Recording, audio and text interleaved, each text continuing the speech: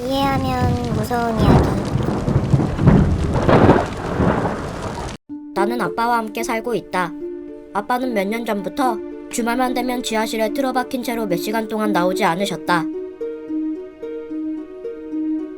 그러다 밤이 된 뒤에야 슬그머니 문을 열고 나오는 모습이 보이면 나는 우연히 지나가는 척 아빠에게 말을 걸고는 했다. 아빠, 주말마다 지하실에서 뭐 하시는 거예요? 그러면 아빠는 항상 똑같은 대답만 하신다. 너가 충분히 잘하면 보여주마.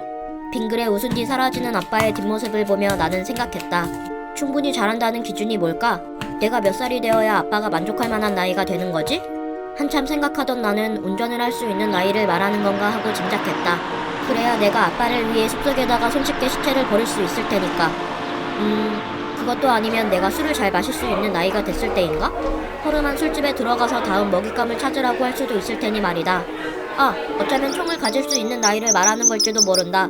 그러면 사람들을 죽일 때 더 효과적으로 도와줄 수 있으니까.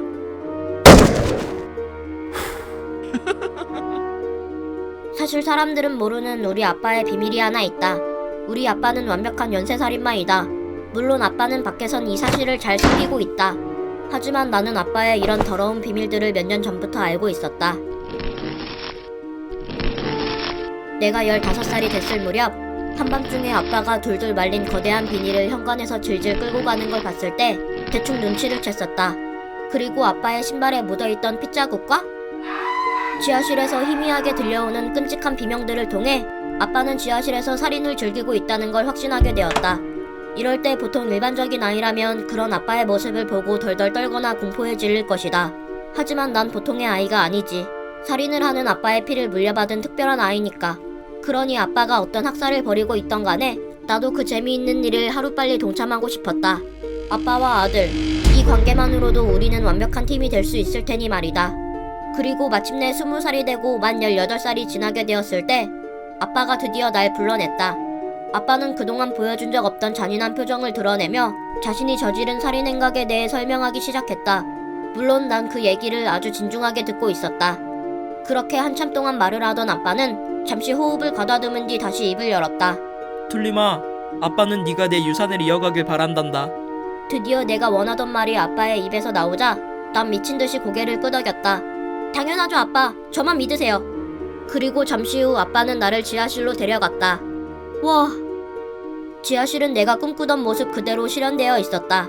쇠사슬은 물론이거니와 각기 다른 모양의 칼들, 그리고 형체를 알아볼 수 없는 여러 뭉텅이와 비닐들이 오래전부터 자기 자리인 양 자리 잡고 있었다. 또한 벽에 묻어있는 핏자국들은 나를 더욱 흥분시켰다. 나는 정신이 아찔해질 정도로 한참 동안 지하실에 있는 모든 것을 살펴보았다. 그리고 주변에 있던 의문의 낡은 고문기구를 들며 아빠에게 말했다. 이야, 여기 정말 끝내주네요 아빠. 난 신나는 표정으로 덧붙였다.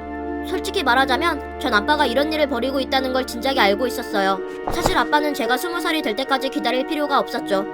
내 말에 아빠는 입을 길게 찢어 웃으며 말했다. 글쎄 아들아, 아까와 다르게 지금의 아빠 목소리는 마치 악마가 말하는 것 같았다. 아빠가 항상 말했잖니. 난 네가 충분히 잘하길 바랬다고 말이야. 나는 아빠의 말이 이해가 되질 않아 잠시 조용히 있었다. 그러다 뒤늦게 이해를 했을 땐 내 얼굴에서 서서히 미소가 사라지기 시작했다. 사형을 선고받기 충분할 정도로. 아빠의 말이 끝남과 동시에 멀리서부터 사이렌 소리가 요란하게 울려왔다.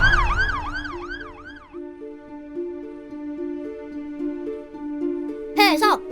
툴리미는 자신이 20살이 됐을 때 아빠가 같이 살인을 저지르자고 제안할 거라 믿어 의심치 않았다. 하지만 툴리미의 기대와는 다르게 아빠의 마지막 말과 사이렌 소리를 통해 아빠는 툴리미에게 누명을 씌우려 한다는 것을 알 수 있다.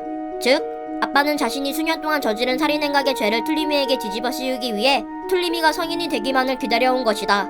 그리고 단지 툴리미에게 죄를 뒤집어 씌우는 것뿐만 아니라 경찰과 법을 이용하여 사형이라는 방식으로 툴리미를 살해함으로써 연쇄살인마인 아빠에게는 자신의 아들 역시 다른 피해자들과 별반 다르지 않은 존재라는 것을 알 수 있다.